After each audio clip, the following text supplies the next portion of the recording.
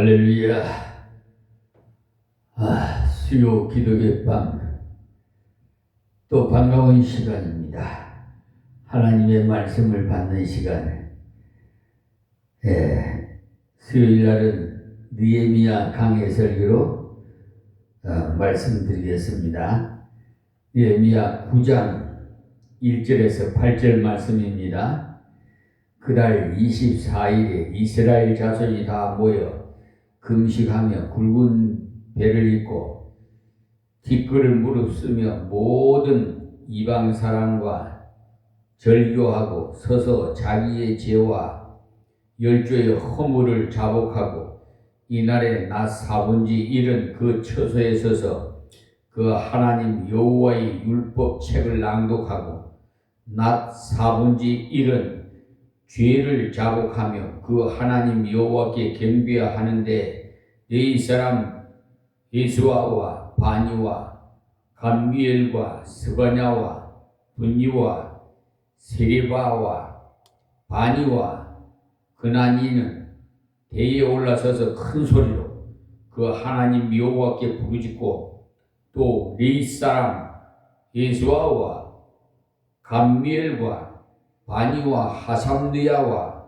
세레바와 고다야와 스바냐와 보다히야는 이러기를 너희 무리는 마땅히 일어나 영원부터 영원까지 계신 너희 하나님 여호와를 송축할지어다.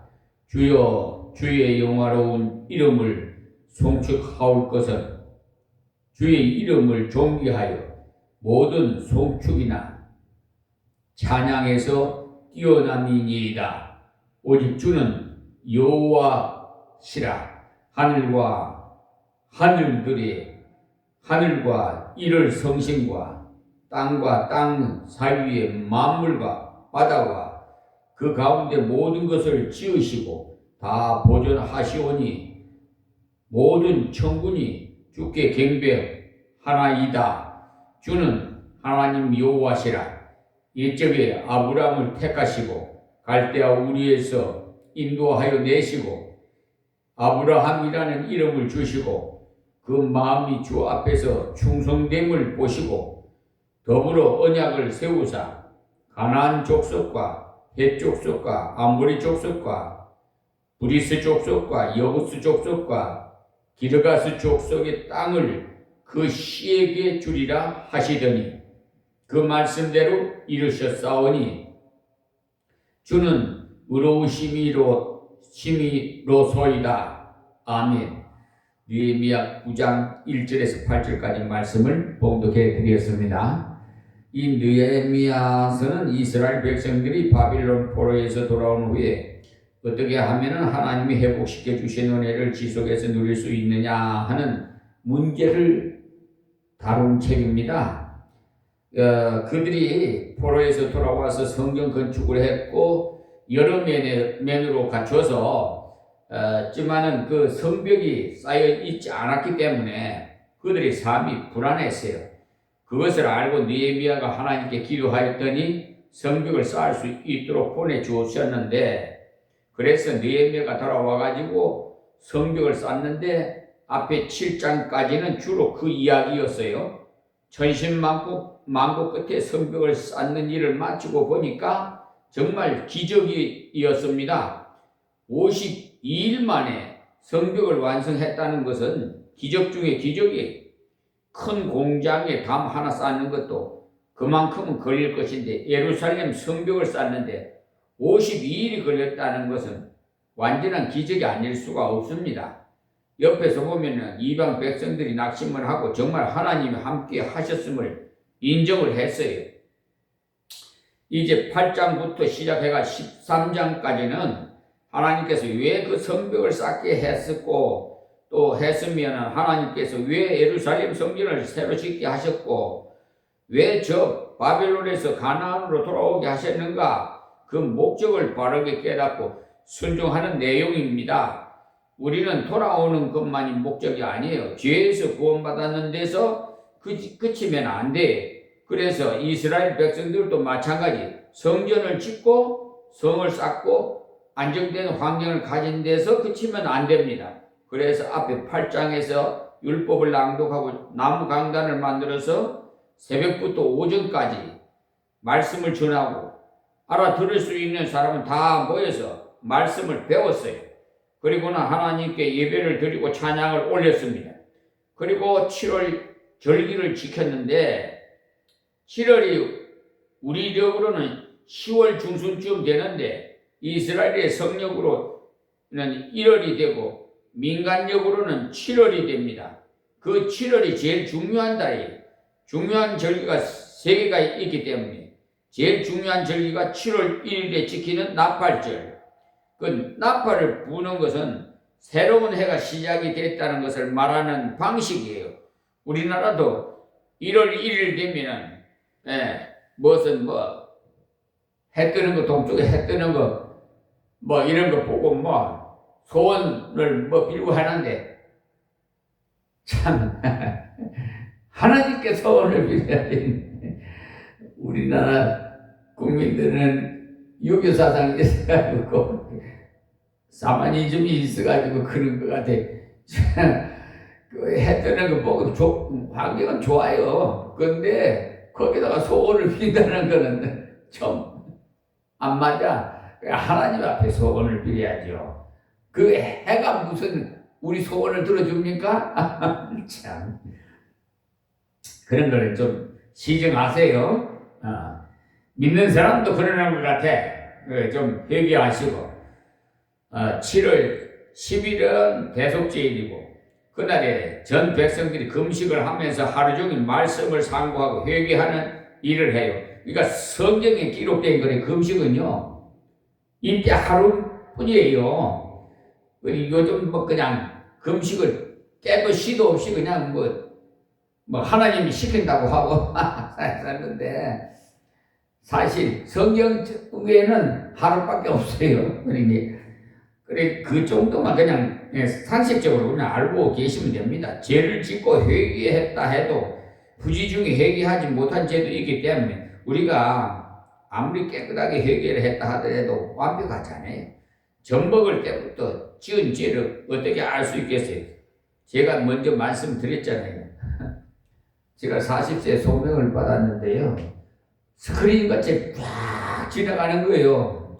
제가 이런 말씀하면 여러분이 잘 이해를 못하는지 믿지는 않는지 모르겠습니다만 믿든지 말든지 저는 그대로 말하는데 싹 40년 동안을 세상에 태어나서 40년 동안을 그 허물을 다 보여주는 거야. 어머니 젖꼭지까지 물은 거.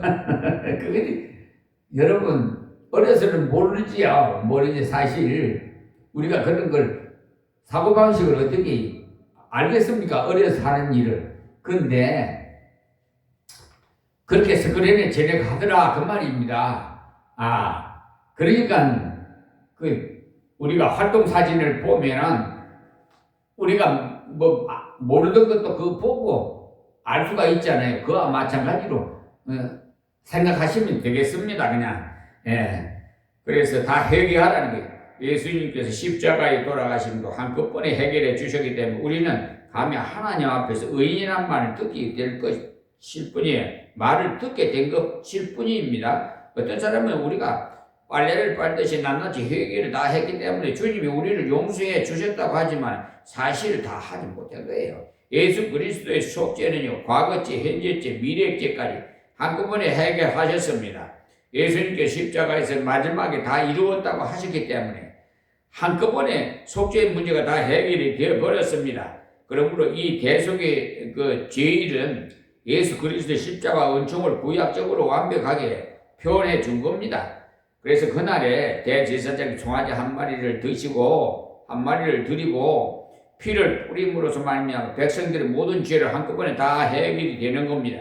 그 다음에 5일이 지나서 7월 15일부터 제일 큰 절기인 초막절인데 유대인의 그 절기 중에 제일 큰 절기인데 15일에서 22일까지 그러니까 7일 동안을 초막절을 지키고 수장절을 지켜요. 초막절이나 수장절은요, 같은 절기. 초막절은 광야에서 천막을 치고 살아도 하나님께서 보호해 주셨음을 기념해서 지키는 절기예요. 그러니까 구원받았는데 그치는 것이 아니고 구원을 받고 하나님 나라에 갈 때까지 하나님께서 돌보신다는 것을 기념하는 겁니다.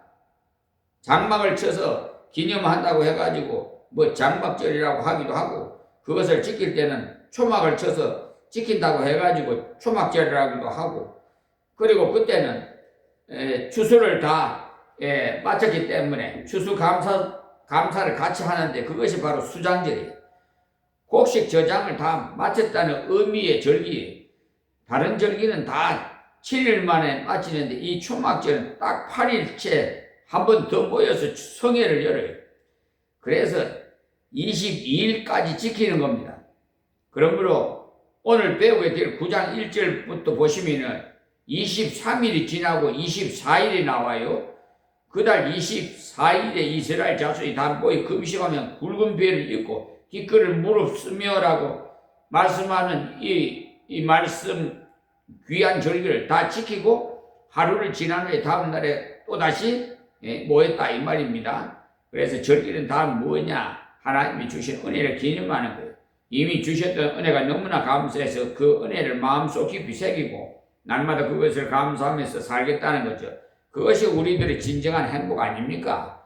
그래, 자신이 복을 받은 줄 알고 그것을 표현하고 감사하고 찬양하는 것이 자신이 행복해지는 길입니다. 지금도 12월이 되면 성탄절이라고 절기가 있지요. 이제 뭐 내일 모레 하여튼 11월 달 이제 오늘이 29일이죠. 그 내일 모레 31일 지나면 11월 달 아닙니까? 11월 달 이제 성탄절 며칠 안 남았어요. 예수님이 우리를 구원하시려고 이 땅에 오신 날 기념하는 성탄절이잖아요. 예수님께서 이 땅에 오실 때 비천한 구유에서까지 오셨어요. 그러니까 왜냐하면 가장 밑바닥에 있는 인생도 주님은 환영케 하시기 위해서 좋은 장소도 있지만은 말구리에서 태어나신 거는 모든 인류를 다 구원하기 위해서요. 다 비천한 자도 다 찾아보게끔 그렇게 낮은 자리에 태어나셨어요. 구유에서 태어나는 아이가 좀처럼 없어요. 대부분의 사람들은 다 방 안에서 태어나지. 그런데 예수님은 외양간에서 태어나요. 그것도 구유에 뉘어졌으니 양이나 소의 밥통에 예수님을 낳았다는 말. 우리는 그것을 얼마나 감사해야 되는지 몰라요. 그러므로 9장의 말씀은 절기를 다 마치고 평상생활로 돌아가야 되는데 하나님 은혜를 더욱 사모하기 위해서 다시 모였어요. 그런데 가만히 보면은 회개하기 위해서 모였습니다. 어떤 학자들은요, 7월 10일 대속주의를 만족하게 지키지 못했던 것을 아닌가 보고 있습니다. 그러다가 7월 15일부터 모였던 절기 때는요, 만족하게 다 모였기 때문에 그 절기를 다 마치고 다시 한번 자기를 돌아보는 일을 해야 되겠다고 생각하고 오늘 본문에 나오는 집회를 열게 되었다는 말입니다. 이 집회는요, 특별 집회예요. 하나님께서 회개하면서 헌신을 소원하는 집회였으니까 우리가 죄 가운데서 건짐을 받고 하나님의 백성이 되고 교회를 만드는 목적은 절기 때뿐만 아니라 평소의 생활에서 하나님의 뜻을 순종하려는 것 때문이에요. 그래서 오늘 말씀에서 회개와 찬양과 기도로 부흥을 사모하는 마음을 가지고요. 부흥이라는 게 다시 일으킨다는 말인데 다시 불을 붙인다. 하나님 앞에 다시 새롭게 나간다라는 것이 바로 부흥이라는 말이에요. 우리 영혼은요, 자꾸 부흥해야 돼요. 우리에게는 인간의 부패성이 있기 때문에 아무리 은혜를 받았다고 할지라도 조금만 게으르면 푹 꺼져버려. 여러분 그렇지 않나요?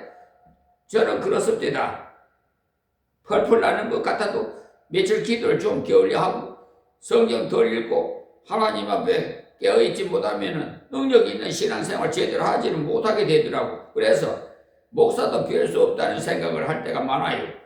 직책이 무엇을 주는 것이 아니에요. 하나님 앞에서 깨어있지 않으면 인간은 누구라도 별 수 없어요. 다 부패한 죄인이. 우리는 구속받은 죄인이기 때문에 하나님께서 우리 죄를 다 해결해 주셨지만은 아직도 이 땅에 있을 동안에는 부족합니다. 바울 사도가 말한 대로 날마다 죽고 날마다 쳐서 복종시키는 것이 있어야 돼요. 그래야 주님 오실 때까지 날마다 승리할 수 있습니다. 자, 본문 1절입니다. 그달 24일에 이스라엘 자손이 다 모여 금식하며 굵은 배를 입고 티끌을 무릅쓰며, 이 말씀이 장막절 때는요, 제물도 많이 드리고 또 그 때는 또 수장절이다 보니까 음식도 많이 해가 나눠 먹고, 우리도 추수감사할 때 떡을 하고 뭐 하지 않습니까? 그 절기를 마치고 그 다음 날 다 모여서 금식했다고 했어요. 굵은 배를 입고 티끌을 무릅쓰면 하면, 배옷을 왜 입느냐 하면 초상집에 갔을 때요, 배옷 입은 것을 봤지요. 회개하면서 자기가 하나님 앞에서 완전히 죽은 자와 같이 됐다는 것을 표현하는 거예요. 그래서 티끌을 무릅쓰고 회개를 했다고 했어요. 자, 2절입니다. 모든 이방 사람과 절교하고 서서 자기의 죄와 열조의 허물을 자복하고 했는데, 이때 금식하면서 굵은 베옷을 입고 회개한 큰 이유 중에 하나가 이방 사람들과 통혼도 하고 너무 많이 세속화 되어 버렸기 때문에, 한번 찾아봅시다. 레위기 20장에 한번 가보면요, 하나님 자기 백성들에게 무엇을 명하셨는지 말씀이 하시는데, 너희 모든 규례와 법도를 지켜 행하라. 그리하여야 내가 너희를 인도하여 거하게 하는 땅이 너희를 토하지 아니하리라고 레위기 20장 22절에 말씀하셨어요. 그래서 사람이 죄를 지으면 땅이 사람을 토해낸다고 했어요. 원래 가나안에 살던 신족들은요, 그 땅에 토해내버렸지 않습니까? 그래서 너희는 내가 너희 앞에서 쫓아내는 족속의 풍속을 쫓지 말라. 그들이 이 모든 일을 행함으로 내가 그들을 가증히 여기노라고 레위기 20장 23절에도 말씀하셨어요. 그래서 여기서 말한 풍속이라는 것은 우상 숭배와 성적 타락을 말하는 거예요. 그러니까 소돔과 고모라가 바로 여기 이 가나안에 있었던 족속들이, 내가 전에 너에게 이르기를 너희가 그들의 땅을 기업으로 얻을 것이라, 내가 그 땅 곧 젖과 꿀이 흐르는 땅으로 너희에게 주어서 유업을 삼게 하리라 하였노라. 나는 너희를 만민 중에서 구별한 너희 하나님 여호와라고 레위기 20장 24절에 말씀하셨어요. 그래서 구별했다는 말은 거룩하게 했다는 건데, 구별된 백성이나 거룩한 백성은 다 같은 말이에요. 만민 중에서 구별한 너희 하나님 여호와라고 했잖아요. 그래서 그 사람들은 우상 숭배를 했지만 이스라엘이 우상 숭배를 하면 안 된다고 했어요. 그 사람들은 가정을 형편없이 만들었지만 이스라엘 정결한 가정을 이룰 것을 명하셨어요. 이방 사람들과 사는 방법이 똑같아서나 절대로 안 된다는 말입니다. 그래서 레위기 20장 25절에서 26절에도 말씀해, 너희는 짐승에 정하고 부정함과 새에 정하고 부정함을 구별하고, 내가 너희를 위하여 부정한 것으로 구별한 짐승이나 새나 땅에 기는 곤충으로 인하여 너희 몸을 더럽히지 말라. 너희는 내게 거룩할지어다. 이는 나 여호와가 거룩하고 내가 또 너희로 나의 소유를 삼으려고 너희를 만민 중에서 구별하였음이니라고 이렇게 말씀하세요. 그래서 이방 풍속을 따르지 말라고 한 거예요. 우리 성도들도 이 말씀을 꼭 기억해야 됩니다. 하나님께서 우리를 왜 예수 믿게 하셨느냐? 옛날에 살던 방식으로 살지 말고 하나님 기뻐하시는 방법으로 살게 하기 위해서예요. 세상 사람들이 사는 방법으로 살지 말고 하나님 백성답게 살게 하기 위해서예요. 왜 일주일에 한 번씩 교회에 올라오게 하셨는지 아십니까? 일주일 동안 세상에 나가서 살았으니까 그날에는 구별해서 세상에 나가서 사는 동안 하나님의 구별된 백성답게 살았는지 안 살았는지 한번 돌아보게 하고, 하나님 백성이 마땅히 어떻게 살아야 되는가 이걸 배우게 하고, 잘못한 것을 회개하고 또 바로 살기를 마음속에 새롭게 해서 또다시 일주일을 살면서 세상을 하기 위해서입니다. 우리는 환경의 지배를 받을 자가 아니고 환경을 지배해야 돼요. 하나님께서는요, 처음부터 환경을 만들어 놓으시고 사람으로 하여금 그 모두 환경을 정복하라고 했잖아요. 정복하라는 말은 환경을 파괴하라는 말 아니에요. 땅을 잘 돌보라는 말이에요. 땅의 짐승도 바다의 고기도 모르는 것 다 다스리는 것이 하나님의 그 시대에 인간에게 주신 그런 문화명령이에요. 인생이 아직까지 죄를 짓지 않았을 때 그때 인생을 만드신 하나님의 본래 목적은 하나님이 만드신 그대로 그 환경을 잘 발전시키는 것이었다는 말이. 그런데 인생이 선악을 알게 하는 실과를 따먹음으로써 아버지를 거역했기 때문에 땅도 우리를 거역하게 됩니다. 그래서 배추를 심으면 배추만 나지 않고 발행이가 나오고 가시가 있는 찔레가 나오고 엉겅퀴가 나오고 정말 이상하죠. 우리나라는 그래도 가시가 별로 없는 편입니다만 저기 우즈베키스탄이나 타지키스탄 같은 사막 기후가 있는 나라들에는요, 풀들이 전부 가시요. 보기에는 푸르른 것 같이 괜찮아 보여서 풀인가 싶어서 만져보면 가시예요. 사막에 가시가 많다고 하는데 정말 그래요. 인생이 하나님을 거역했기 때문에 땅도 인생을 거역합니다. 가만히 보시면 해교권이 전부 어디에 있느냐 하면 전부 그쪽에 있어요. 해교권은 정말 하나님을 떠나간 저주의 땅들이었어요. 흔히 그쪽에는 석유가 난다고 괜찮다고 하지만 석유가 아무리 많이 나와도 그것은 아무것도 아니에요. 모든 이방 사람과 절교하고 했는데 이 말을 쓰면 이방 사람을 본받지 말라는 말이에요. 우리는 세상 속에 들어가서 살지만은 세상을 본받으면 안 돼. 교제한다는 말은 그들을 닮아간다는 말이에요. 그래서 절교했다고 했어요. 세상 사람들 같이 밥을 먹는 것은 잘못은 아닙니다. 그러나 그들의 삶의 방식을 닮지 말아라는 거예요.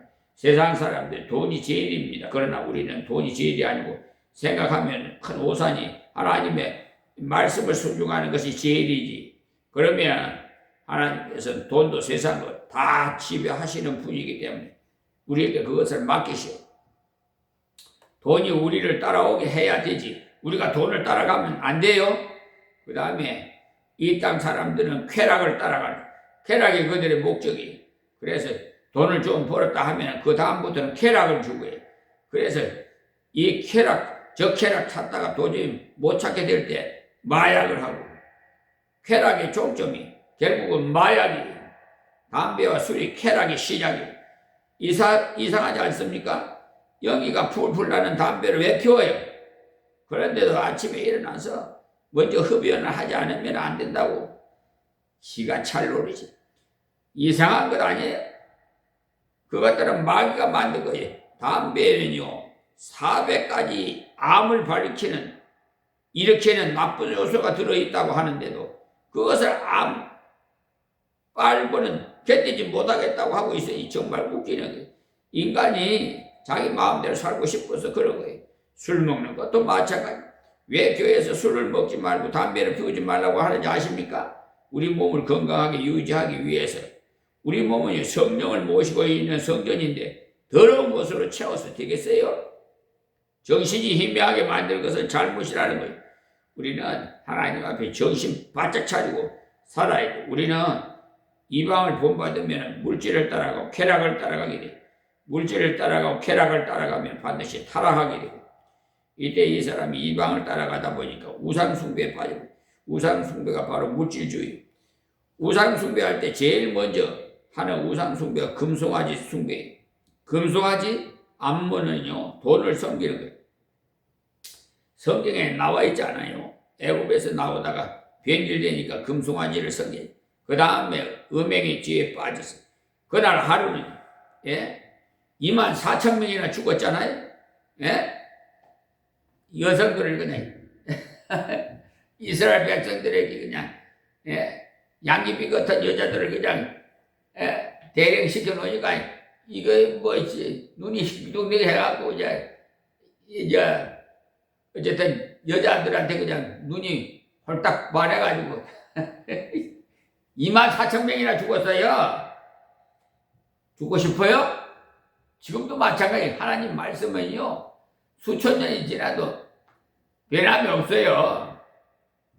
뭐 구약이라고 뭐 오래된 거라고 신약이고 뭐 달리 보면 안 돼.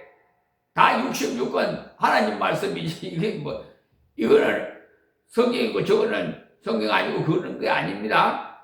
이제는 원리가 지금도 똑같다는 사실 아세요? 그렇기 때문에 우리가 세상 사람들이 사고방식을 쫓아서 물질이 제일이다, 쾌락이 제일이라고 살아가면 망하게 돼 있어요. 옛날부터 우리나라 사람들은 그것을 노래로 만들었고 노세 노세 젊어서 노세 뭐 늙어지면 못나다니라고 뭐 불러대는데, 그러나 우리는 이 땅에 놀러 온 것이 아닙니다. 일을 하려고 왔지. 하나님의 영광을 위해서 살려고 왔지. 그렇기 때문에 연세가 많아도 일을 하십시오. 내가 이 나이에 일을 해야 하나 뭐 참으로 불행하다 하지 마시고 건강이 있을 동안에는 쓸고 닦고 일을 하십시오. 며느리도 많이 도와주시고 그렇게 해봐요. 인기가 있지. 얘야 내가 집을 지켜줄 테니 다녀오너라 하면 좋을 텐데, 나도 놀러 좀 다녀야 되겠다 하고 가면 며느리가 얼마나 스트레스 받겠어요. 연세가 많을수록 나이가 맞는 일을 자꾸 해야 늙지 않아요. 일을 많이 하면 늙는다고 생각하기 쉬운데 일을 적당하게 하면 일이 쾌락이 돼요. 재밌어요. 저는 가만히 있는 것이 제일 힘들다고 생각해요. 그래서 저는 막 뭐든지 일을 찾아서 만들어요. 그냥 일거리를 만들어가고 해요. 이제 요즘 몸이 좀 종합병원이다 가시가 많아가지고 지쳐가지고 그냥 일을 하다 보면 이 몸으로 글쎄 세상에 나무를 베고 나 기적이 하나님께서 기적에 나 진짜 꿈 같은 기적을 베풀어 주셨어요. 하나님 나한테 붙들어 주세요. 나무요 어떻게 잇몸으로 올라가서 잣나무 같은 그 우뚜막을 어떻게 자릅니까, 여러분? 한번 생각해 봐요. 상당히 내가 한 거 아니야. 나 꿈 같은 생각. 우리 교회 앞에 그 잣나무 소나무 같은 거 있는데 그게 너무 높이 올라가가지고 그 밑에는 주차장에 있는데 그 엑센인가 렉센인가 그게 그냥 넘어뜨리면 그냥 박삭 다 깨지고 박살을 날 건데 하나님 저가 안 깨지게 해주세요 하고 하나님이요 제가 기도를 얼마나 잘 들어주셨는지 얼마나 감사한지 진짜 용하다고 사람들이 그래요. 어떻게 그렇게 할 수가 있느냐고. 지금도요 감이 막 대공이 열렸는데 사람들이 춤을 꿀꺽꿀꺽 넘기래. 조금 전에도 누가 감 언제 따요 참나 대봉이거든요. 차이천 엄청나게 많이 열었었는데 하나님께서 못 먹을 것은 다 솎아주시더라고. 그러니까 뭐 먹을 것만 다 했는데 어쨌든 뭐 300여 개는 아마 수확을 할 것 같은데 다 나눠 가져야지 드려야지. 자, 서서 자기의 죄와 열주와 허물을 자복하고 하는 이 말씀은 자기 죄뿐만 아니라 조상의 죄까지 자복했다고 했어. 우리가 듣기에는 조상이 어린 아이를 위해서 회개하면서 기도해야 되지 어떻게 후손이 조상을 위해서 회개하나 싶겠죠. 그 말은요 자기들이 조상들을 닮아버린 것을 회개한 거예요. 이 세상에 좋은 것은 아무리 하라고 해도 잘하지 않지만 나쁜 것은 참 잘하거든요. 이때도 그것을 회개한 겁니다. 이때까지 조상들이 잘못 산 것을 본받아서 잘못을 저질러 놓고는 환경이 나빠서 그렇게 됐습니다 하는 소리를 참 핑계도 잘돼 변명도 잘해. 그게 다 아담의 속성이 피가 흘러서 그래. 환경이 나빠서 왜 핑계를 댑니까? 환경을 감사하게 생각해야지. 하나님 아버지 환경 때문에 아니라 우리의 본성이 원래 악해서 그렇습니다. 우리 속에는 아담의 피가 흐르고 있습니다. 주님께서 용서해 주시고 아담의 피를 하나님의 보혈로 깨끗하게 하사 새 힘을 주시옵소서. 이렇게 기도해야 돼요. 회개라는 것은 죄를 슬퍼하고 난 다음 돌아서서 아버지 품으로 돌아가 버리는 겁니다. 꼭 이것이 있어야 돼요. 슬퍼하고 울고만 있으면 안 돼요. 네, 회일 뿐입니다. 그거는 개가 되어야 됩니다. 뉘우칠 회, 고칠 개 한문으로 써서 회개라고 합니다. 뉘우쳤으면 고쳐야 돼요. 가치가 있지. 뉘우치고 울기만 하고 앉아있으면 소용없어요. 여러분들도 아이들이 늘 울기만 한다면 어떻겠어요? 처음에는 뉘우치는가 싶다가 나중에는 화가 나잖아요. 우리가 회개할 때는 슬퍼하는 데서 그치면 안 되고 순종하기 위해서 아버지 품으로 돌아가야 됩니다. 자, 3절 말씀이 이날에 나 사분지 1은 그 처소에 서서 그 하나님이 여호와 율법책을 낭독하고 나 사분지 1은 죄를 잡고 그 하나님 여호와께 경배하는데, 근데 나 사분지 1이라는 낫을 12시간으로 치는데 그것이 사분지 1이니까 3시간입니다. 그러니까 3시간 동안은 하나님 말씀을 낭독해 주었다는 말씀이에요. 앞에서 에스라가 낭독하고 그 뜻을 풀어서 설명을 해 주었다고 했는데 그게 요즘 말로 하면 강해 설교요. 지금 제가 말씀드리는 강해 설교요. 예, 하나님 말씀을 읽어주고 해석을 해주는 것이 강해 설교예요. 그러니까 에스라가 강해 설교의 조상입니다. 나 4분지 1은 죄를 자복하며인데 그 다음에 나 4분지 1을 죄를 자복했어요. 말씀을 읽으면 자기가 보인다는 것을 알 수 있어요. 설교를 들으면 자기가 보여집니다. 왜냐하면 성경은 심령의 거울이기 때문에 거울을 통해서는 자기가 보여야 돼. 거울로 남을 비추면 눈이 부십니다. 그러니까 설교를 듣든지 성경을 읽든지 자기가 보여야 돼. 그래서 말씀을 들으면서 자신이 잘못 살았다는 것을 깨닫고 주님 용서해 주시옵소서 다시는 잘못된 길로 가지 않고 바로 가겠습니다 라고 하는 것이 있어야 되겠죠. 주여 잘못했습니다. 이 말씀대로 걸을 수 있게 해 주시옵소서. 이 말씀대로 살았더니 하나님께서 복을 주셨네요. 감사합니다 라는 것이 있어야 되겠습니다. 그리고 주님 제가 이때까지는 이렇게 걸어온 것이 웬일인가 싶었더니 하나님 말씀을 순종했기 때문에 그렇게 됐네요. 너무너무 감사합니다 라고 감사할 줄도 알아야 되고요. 그리고는 헌신이 있어야 됩니다. 다음 그 하나님 여호와께 경배하는데 이 말씀은 경배가 뭐냐면 절을 하는 겁니다. 절을 한다는 것은 아버지 뜻에 내가 완전히 순종하며 살겠습니다는 태도예요. 예배와 경배는 같은 말입니다. 오늘 이 시간 예배를 드렸으면 아버지께서 깨닫게 해주신 것은 순종하겠다는 마음이 있어야 됩니다. 그것이 없으면 예배를 헛들인 거예요. 예배를 본 것일 뿐이지 예배는 드려야 되고 올려야 돼요. 경배나 예배는 전부 다 하나님께 드리고 올리는 겁니다. 자, 4절 말씀에 네 사람 예수아와 바니오와 감미엘과 스바냐와 분니와 세레바와 바니오와 그나니는 대에 올라서 큰 소리로 그 하나님 여호와께 부르짖고 했는데 여기서 대라는 것은 8장 4절에 나오는 바로 그 대를 말하는 거예요. 때에 학사 에스라가 특별히 지은 나무 강단의 섬에 그 우편의 선자는 마띠자와 스마와 아나야와 우리야와 힐기야와 아마시아요 그 좌편의 선자는 드다야와 미사엘과 말기야와 하숨과 하스다다 나와 스가랴 무슬람이라고 느헤미야 8장 4절에 말씀되어 있어요. 그대에 올라서서 큰 소리로 하나님 여호와께 부르짖었다 했어요. 백성들이 전체가 말씀을 듣고 회개하고 경배를 하는 중에 대표로 강단에 있는 레위인과 제사들이 큰 소리로 여호와께 부르짖었다 이 말씀입니다. 자, 5절 말씀에 또 레위 사람 에수아와 갓미엘과 바니와 하삼느야와 세레바와 호다야와 스바냐와 부다시아는 이르기를 너희 무리는 마땅히 일어나 영원부터 영원까지 계신 너희 하나님 여호와를 송축할지어다. 주의 영원한 이름을 송축할 것은 주의 이름이 존귀하여 모든 송축이니 송축이나 찬양에서 뛰어남이니라. 하나님께 큰 소리로 부르짖고 백성들을 향해서 영원부터 영원까지 계신 너희 하나님 여호와를 송축할지어다라고 권고를 했습니다. 송축이라는 것은 노래로 축하하라는 말이에요. 노래로 그 이유를 말하기를 주여 주의 영화로운 이름을 송축하올 것은 주의 이름이 존귀하여 모든 송축이나 찬양에서 뛰어남이니이다라고 했잖아요. 그러냐 하나님의 이름이 너무나 영화롭기 때문이라고 했어요. 찬양에서 뛰어나다는 것은 하나님 우리가 아무리 찬양을 해도 그 이름에 합당한 찬양을 다 드릴 수가 없을 만큼 위대하신 분이라는 말입니다.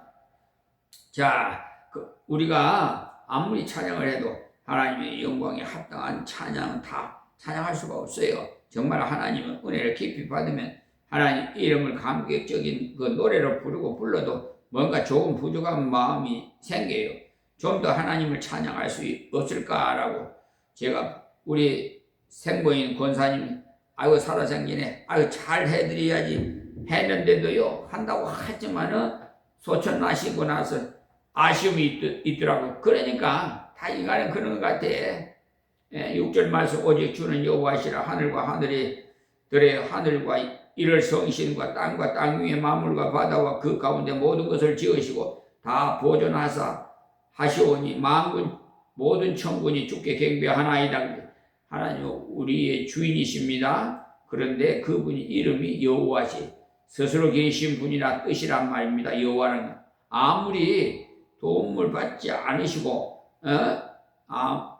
그러니까 스스로 모든 것을 주장하시는 분이 그러니까 전능하신 분이시고 전지전하신 분이죠. 하늘과 하늘들의 그 하늘과 이를 성신과 땅과 땅 위의 만물과 바다와 그 가운데 모든 것을 지으시고 했잖아요. 하나님께서 왜 그렇게 찬양을 받으셔야 되는지를 그 이유가 되겠습니다. 먼저 하늘들이 하늘을 지으셨기 때문이라고 했어요. 하늘이 하나님 뿐인데 왜 하늘이 하늘이라고 하는가 싶지만 천문학 서적을 조금씩 읽어봐요. 은하계 우주 우주라고 나와요. 하늘들이 그 하늘이라는 말씀 그대로 하늘이 하나가 아니라는 것을 알 수가 있어요. 그래서 복수로 지칭이 된 겁니다. 너무나 크기 때문에 그렇게 지칭을 하는 거예요. 그래서 솔로몬도 기도할 때 누가 능히 하나님을 위하여 전을 건축하리요. 하늘과 하늘들이 하늘이라도 주를 용납지 못하겠거든 내가 누구간데 어찌 능히 위하여 전을 건축하리요. 그 앞에 분향하려 할 따름이니라고 역대하 2장 6절에 말씀했죠. 솔로몬은 다 안 것입니다. 그래서 하나님은 하늘들이 그 하늘을 지으신 그분을 어디에 용납할 수 있겠느냐고 했어요. 그런데 하물며 자기가 지은 그 성전에 하나님이 갇혀 계시겠느냐는 것입니다. 다만 그곳에서 여호와 이름을 둘 뿐이라고 했어요. 하나님께서 항상 보시고 관심을 가져달라고 기도했습니다. 얼마나 지식이 정확합니까? 솔로몬은 정말 하나님의 지혜를 받았어요. 그 다음에 하늘의 하늘 중에서 큰 것이 뭐냐면 이를 성신이 그 별들을 말하는 겁니다. 그들을 지으시고 보존하시는 분이 하나님이시죠. 별이 얼마나 많아요. 천문학자들이 요즘 와서 말하기 별의 숫자가 바다의 모래의 숫자가 비슷하다고 해요. 그래서 하나님께서 아브라함에게 말씀하실 때 내가 너희 자손을 하늘의 별처럼 많게 하고 나의 허락한 이 온 땅을 너희 자손에게 주어 영원한 기업이 되게 하리라고 출애굽기 32장 1절에 말씀하셨어요. 천문학이 자꾸 발달하니까 밝혀진 사실들이에요. 그 별이 또한 얼마나 큽니까? 태양에 130만 배나 되는 별이 있다고도 합니다. 우리가 보기에는 태양이 굉장히 큰 것 같이 보이지만은 그것보다 더 엄청난 별이 있습니다. 그러니까 이 별 저 별 다 다녀봐야 되겠는데 이 몸으로는 천당에 가서는 안 되겠다 싶죠. 그러나 예수님께서 부활하고 난 다음에 제자들에게 나타나실 때 문도 열지 않고 들어오고 금방 여기 있다가 싹 사라져버리고 했지요. 우리도 앞으로 부활하면 그렇게 될 겁니다. 그때가 되어야 금방 화성에서 금성으로 건너갈 수도 있지. 그렇게 접시 비행기를 타고서는 얼마나 오래 걸리겠습니까? 성경이 말씀하는 하나님은 이렇게 위대하신, 그리고 땅과 땅 위에 만물도 다 지으신 분이, 바다도 지으시고 땅도 있는 풀도 나무도 곡식도 수박도 다 하나님 지으신, 그리고 바다와 그 가운데 있는 모든 고기들과 수초들을 다 그분이 다 지으신 거예요. 다 보존하시오니 하니까 지금의 사람들이 개발을 한다고 해가지고 한 것들이 사실 다 잘한 것이 아니에요. 하나님이 지어놓으신 그대로 놔두는 것이 제일 낫다고 합니다. 환경이 지금 훼손돼 갖고 온난화 현상이 일어나고 그러잖아요. 지금 미국의 댐이요 전체가 480여 개가 되는데 그 댐을 앞으로 10년 이내에 두세 개 정도만 놔도 다 흘러낸다고 합니다. 댐을 막으면 굉장히 좋은 줄 알고 막았더만 나중에 보니까 댐을 막아야 활용하는 것보다 그대로 놔두는 것이 훨씬 더 유익하다는 연구 결과가 나왔기 때문이라고 합니다. 앞으로 태양열로 발전을 돌리고 풍력으로 발전을 돌려야 되지, 물을 막는 것은 하나님이 지으신 원리대로 되지 않았기 때문에 공해가 심해지고 좋지 않다고 해서 단계적으로 추진해 나갈 것이라고 합니다. 우리도 지금 댐을 만들어 놓고도 말들이 많지 않습니까? 서해안에 새만금을 막으려고 엄청난 돈을 들여놔 막지도 못하도록 반대하는 사람들이 많이 생기고, 이 땅은요 하나님이 지으시고 하나님이 보존하신 자연보호라는 건 다른 것 아니에요. 하나님이 지으신 대로는 그냥 잘 유지하라는 거예요. 모든 천군이 주께 경배하나이다. 그러니까 하나님께 이렇게 잘 지으시고 보존을 잘 하시는 것을 보고 천사들이 다 경배를 한다는 게, 그분이 너무너무 지혜롭고 너무너무 능력이 크고 너무너무 놀라운 분이시기 때문에 하늘에 지혜 없는 천군 천사들도 주님께 경배를 하는데, 우리는 지혜를 지었다가 예수 그리스도의 은혜로 구원을 받았으니 더 경배해야 되지 않겠습니까? 이 6절에서는 창조의 하나님을 찬송하고 지금도 돌보고 계시는 하나님을 찬양했어요. 여러분들은 태풍이 오거나 비가 온다고 해가지고 절대 짜증내지 말아요. 그것도 다 하나님 하시는 일이에요. 비가 딱 맞게 와야 됩니다. 그것을 알고 미리 조심하고 미리 준비하는 것을 몰라도 불평하거나 원망하는 것은 하나님 앞에 합당치 못해요. 다음 7절부터는 구원의 하나님을 찬양하는 내용인데, 주는 하나님이 여호와시라. 예적에 아브람을 택하시고 갈대아 우르에서 인도하여 내시고 아브람이라는 이름을 주시고, 그러니까 앞에 6절에도 오직 주는 여호와시라고 나와 있죠. 여기 7절에도 주는 하나님이 여호와시라고 했죠. 하나님이라는 무슨 뜻이냐면 전능자이시면서 스스로 계신 분이라는 뜻이, 그렇기 때문에 우리의 주님이시. 그런데 어떻게 우리의 주님이 되셨습니까? 이쪽에 아브람을 택하시고 했죠. 원래 아브람의 이름은 아브람입니다. 아브람이라는 말의 뜻은 위대한 아버지이라는 말인데, 자기 아버지가 이름을 지을 때 큰 사람이 되라고 그렇게 지은 거예요. 그런데 하나님께서는 아브람을 우상의 땅 바벨론에서 택하셨어요. 지금의 바그다드 지방인데 그곳 갈대아 우르에서 인도해 내시고 이름을 아브라함이라고 고쳐주셨어요. 아브라함은 열국의 압이라는 뜻이에요. 그러니까 아브람은 위대한 아버지라는 말이고, 아브라함은 열국의 압이라고. 대단히죠. 하나님께서. 그러니까 하나님이 했다는 말, 택하실 때도 무조건 택하시고, 어떤 사람은 하나님이 택할 때 앞으로 착한 사람이 될 줄 알고 택했다고 하는데 참만의 말씀이에요. 그렇다고 택할 필요가 없습니다. 착한 그때 데려가 버리면 그만이지. 하나님께서 아브라함 믿음이 좋은 것을 보고 택한 것이 아닙니다. 아브라함도 하나님이 택하셔서 부르셨기 때문에 그 속에 믿음이 일어난 거지. 여러분이 지금 우리 믿게 된 것도 만세전에 하나님께서 택하셔서 믿게 된 것인 줄 믿으시기 바랍니다. 다 예정론에 의해서 만세전에 다 이 비천한 종도 다 택하 놓으셨어요. 저는 이것을 예수 믿고 나서 한참 뒤에서 알았어요. 그 전까지는 제가 판단력이 좋아서 믿은 줄 알았던 건데, 나중에 가만히 생각해 보니까 내가 그렇게 반질반질하게 믿지 않았는데 이렇게 믿었던 거라고 생각하다가 성경을 읽을 중에 하나님께서 나를 택하셨기 때문에 내가 믿지 않고 배겨낼 수가 없었다는 것을 깨달았어요. 결국은 믿고야만, 믿어도 확실하게 믿어버렸어요. 그렇게 믿지 않겠다고 해도 한번 믿어버리니까 송두리째 믿어버려요. 그게 하나님께서 택하신 증거예요. 당신이 택하지 않았는지 무엇을 보면 알 수 있느냐? 예수를 믿느냐 안 믿느냐를 보면 알아요. 갈대아 우리에서 인도하여 내시고라는 하나님께 택하신 자는 반드시 인도하신다. 그러니까 여러분들이 갈 길 하나님 반드시 인도하신 줄 믿으시기 바랍니다. 그렇기 때문에 앞날을 걱정하지 마세요. 성경에서도 내일 일은 염려하지 말라고 했잖아요. 그리고 내일 일을 자랑도 하지도 말고 하나님께 다 맡기세요. 그런데 우리는 흔히 내일뿐 아니라 10년 후까지도 염려를 하고 그러면 안 돼요. 성경을 열심히 읽지 않고 기도를 열심히 하지 않으면 목사도 염려하게 되고, 그러니까 날마다 언약의 말씀을 되새김질해야 돼요. 그렇지 않으면 인간이 이상하게 염려를 하게 돼요. 우리나라에서도 옛부터 염려 덕분에라는 말을 잘 사용하는데, 인사를 할 때도 그렇게 했어요. 아주 좋지 않은 겁니다. 앞으로는 절대로 염려 덕분에라는 인사 하지 마세요. 기도해 주신 덕분에라고, 이렇게 도와주신 덕분이라고 하면 얼마나 좋아요. 그게 바른 말이에요. 염려를 하면 옆에 있는 사람까지도 전염이 돼가고 염려를 하게 돼요. 옳지 않습니다. 그러므로 아브라함이라는 이름을 주시고 그 다음에 이름을 바꿔주셨어요.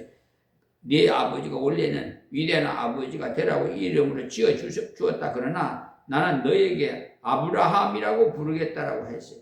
아브라함이라는 건 열국의 아비라는 뜻이니까 많은 무리의 아버지라는 거예요. 지금도 우리 위대한 사람이 되는 것, 큰 사람이 되는 것을 좋아하죠. 그런데 하나님께서 우리에게 위대한 사람이 되는 것은 그리 좋은 것이 아니다. 너는 많은 사람이 은혜를 끼치는 사람이 되어라. 그게 좋은 것이다라고 하세요. 믿으시기 바랍니다. 정말 우리는 많은 사람을 구원하시는 것이 제일입니다. 하나님께서 이름을 바꾸라고 하실 때는 이상하게도 전혀 어울리지 않을 때 바꿔주세요. 베드로도 원래 이름은 시몬이에요. 그런데 그 예수님께서 너는 앞으로 게바라 하리라고 했어요. 게바라는 바위를 말하는데 반석이라는 뜻이에요. 베드로가 제일 성질이 변덕스러운, 반석과는 거리가 먼 사람이에요. 그런데 예수님께서 그를 만나자마자 너는 앞으로 반석이 된다라고 하셨어요. 그 말씀 그대로 베드로가 나중에 가서는 반석이 되죠. 그게 정말 멋있는 거예요. 하나님께 아브라함을 불러서 이름을 바꿔주실 때 그때 나이가 99세였어요. 창세기 17장 1절에서 9절을 보십시오. 그런데 아직까지 아들이나 딸이 한 명도 없었어요. 그런데 하나님께 그를 열국의 아비라고 하신다면, 사람들이 볼 때는 무엇이라고 하겠어요? 웃을 일이지 않아요? 하다 못해서 자녀가 5남 3녀쯤 되는데 열국의 아비라고 부른다면, 저 사람의 후손들이 앞으로는 왕성한 모양이다라고 생각할 텐데, 지금 아들도 딸도 한 사람도 없는데 영감이 되어 있는 사람을 보고 열국의 아비씨라고 한다면 정말 인간적으로 말하면 웃음거리가 될 겁니다. 그런데 하나님께서는 믿음으로 저를 그렇게 부르라고 하셨어요. 그래서 그때부터 아브라함은 제 이름을 아브라함이라고 했어요. 그게 뭐냐? 믿으라는 거죠. 너는 불가능하지만 나는 가능하다. 그러니까 너는 열국의 아비가 되는 것을 믿으라. 거예요. 여러분 위대한 사람이 되려고 하지 말고 많은 사람에게 은혜를 끼치는 사람이 되시기 바랍니다. 하나님께서 은혜를 많이 주시면 많은 사람에게 나눠주는 사람이 되어야 됩니다. 하나님께서는 위대한 아버지보다 열국의 아버지를 기뻐하십니다. 자, 8절 마지막 절하고 마치겠습니다.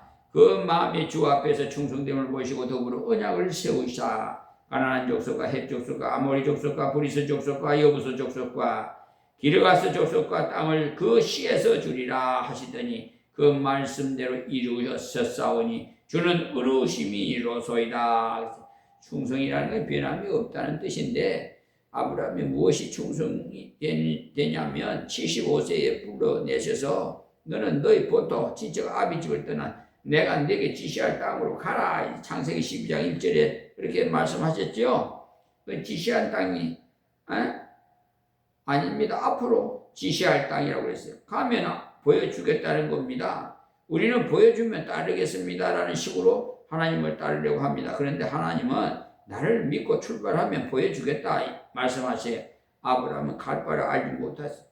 하나님이 떠나라 하셨으니까 어디로 가라는 말인가? 갈 바를 모르. 하나님이 지시하실 분 믿고 출발한 것뿐이에요. 그럴 때 하나님께서 인도해 주시고 아브라함이 위대함이 거기에서 있었어요. 아브라함이 복의 근원이 되게 하겠다. 창대하게 하겠다. 너를 저주하는 자에게 내가 저주하고 너를 축복하는 자에게 내가 복을 주겠다라고 하실 때 이야 내가 대단하구나. 나를 통해서 저주를 받기도 하고 복을 받기도 하게 하시겠다니 하나님께서 나를 굉장히 복되게 쓰시려고 하는구나. 하나님 그러면 제가 이것을 다 내버리고 가겠습니다 하고 보따리를 싸서 갔는데 하나님이 자꾸 인도해 주는 땅으로 갔더니 그게 바로 가나안이었어요. 그런데 사실 가나안에 가보니까 어땠어요?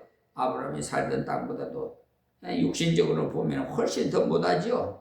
아브라함이 살던 유브라데스 강 쪽이 물도 좋고 농사도 잘 되는 곳인데 이스라엘이 강다운 강이 별로 없어요. 요단강이 하나 있지만 유브라데스 강에 비하면 수량도 형편없이 적고, 그런데 아브라함은 하나님 말씀대로 가나안에 가서 살았는데 하나님께서 언약한 대로 복을 주셨습니다.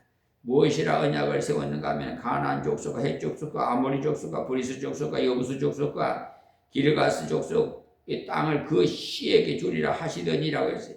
가나안 7족들이 땅을 주셨어요. 여기에는 한 족속의 이름이 쓰여 있지 않는데 그것을 관계없습니다. 왜냐하면 전체를 말하는 것이기 때문에 그 말씀대로 이루셨사오니 주는 의로우심이로다. 역사가 다 지나가고 난 다음에 보는 거예요. 하나님께서 그렇게 아브라함과 약속을 했는데 그 약속들이 다 이루어졌으니까 하나님은 정말 옳은 분이시라. 정말 하나님은 옳은 분이지. 왜 옳은 분이냐? 가나안 사람들이 죄도 하나도 안 짓고 악한 짓도 하나도 하지 않았는데 다 쫓아내버리고 아브라함의 후손을 거기에 심었다면 하나님이 옳지 못합니다. 그러나 가나안 족속도 우상을 너무너무 심하게 섬기느라 자기 자식을 잡아서 우상을 섬기는 악한 짓을 했어요. 거기에다가 성적으로 너무너무 타락해갖고 동성연애 같은 것이 4,000년 전에 이미 다 있었어요. 그래서 하나님께서 그 땅을 이스라엘 자손으로 청소하도록 하신 거예요. 지금 더블 시집 배도 집단이 동성연애를 찬성하잖아요. 거기 가담한 자들이 누구예요? 여러분 알고 있죠? 하나님의 언약을 반드시 진리대로 된다는 사실 아세요? 그냥 감정대로 되는 거 아니에요. 내가 너를 특별히 택했으니까 너를 위해서 저런 것들을 다 없애버리겠다라는 게 아닙니다. 하나님은 그러니까 통치 원리는 진리대로 다스려요. 오늘 여기까지 하겠습니다. 다시 한번 말씀 정리하면은 먼저 말씀을 읽을 때 자기를 보고 회개하고 자기를 보고 결심하고 자기를 보고 헌신하십시오. 그것이 예배입니다. 그리고 오늘 말씀처럼 하나님의 은총을 찬양하고 감사하시고, 감사하고 찬양한다는 말이 뭐냐? 이미 주신 것을 하나님께 영광을 돌리고 앞으로도 주실 것을 바라보고 그런 태도, 창조의 하나님을 그것을 보존해서 자기 백성에게 복으로 주시려고 하신다는 사실을 아세요. 하나님께서 이 아름다운 만물을 지으시고 인간들에게 맡겼어요. 정말 우리나라 사람들은 복을 받은 사람이 삼천리만도 금수강산이라고 하는데 진짜 금수강산, 세계적으로 이만큼 아름다운 나라 좀처럼 없어요. 여러분 세계 한번 다녀봐요. 우리나라같이 좋은 나라가 어디 있네. 근데 우리나라는 너무 더럽혀서 문제예요. 우리나라 산은요 멀리서 보면 굉장히 아름다운데 가까이 가서 보면 쓰레기 구덩이라고. 좀 잘못된 거지. 가까이 와서 봐도 깨끗하고 멀리서 봐도 아름다워야 정상인데 거기에다가 사계절이 뜰하고 비도 적당하게 오고 너무너무 큰 복인 줄 알아야 됩니다. 하나님께서 이스라엘 백성들을 택하고 인도하시고 이름 주시고 놀라운 은혜를 주시기 위해서 그 땅의 악한 자들 다 제거하시고 거기에 심으셨어요. 우리도 똑같습니다. 우리를 구원하신 이유는 그 땅을 맡기고 이 땅을 통해서 열방을 주님께로 돌아오게 하라는 하나님의 계획을 이루시기 위해서입니다. 꼭 기억하세요. 하나님께서 우리는 택하신 이유는 이 땅을 맡기시기 위해서입니다. 이 백성을 맡기기 위해서, 그리고 열방을 우리를 통해서 부르기 위해서. 그러니 기도할 때 이것저것 기도해 보세요. 하나님 우리에게 이 땅을 맡겨 주십시오. 우리에게 이 강화 이를 맡겨 주십시오. 이 대한민국을 아버지여 세계에서 제일 강국으로 만들어 주십시오 하고 좀 기도하십시오. 지금 경주에서 지금 이제